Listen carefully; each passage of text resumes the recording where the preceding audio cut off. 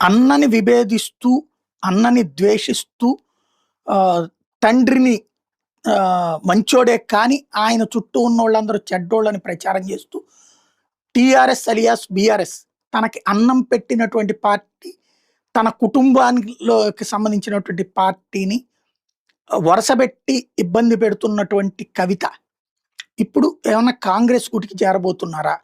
హరీష్ రావుని విమర్శించడమా, నిరంజన్ రెడ్డిని విమర్శించడమా, కేటీఆర్‌ని విమర్శించడమా, కేసీఆర్‌ని విమర్శించడం ఇదంతా జరుగుతున్నటువంటి వేళ ఆమె వేరే ఆలోచన చేస్తుంది కాంగ్రెస్ గుటికి. ఎందుకంటే ఆ పార్టీలో ఉన్నంత వరకు ఇప్పుడు తమిళనాడులో కనిమొళికి ఇప్పుడు మంచి మిత్రురాలు. కనిమొళిని ఆళ్ళు రాజ్యసభ వరకు ఇచ్చి వదిలేస్తున్నారు తప్పించి అక్కడ ఎలక్షన్‌లో తీసుకోవట్లేదు. అంటే తమిళనాడు రాష్ట్రంలో ఆమెకేం ప్రయారిటీ ఇవ్వట్లేదు. తన కొడుక్కి ఇచ్చుకున్నాడు గానీ ఎవరైతే అక్కడ స్టాలిన్ కొడుకు ఉదయనిధి స్టాలిన్‌కి అవకాశం ఇచ్చుకున్నాడు గానీ కనిమొళిని పక్కన పెట్టారు. రాజ్యసభ అయితే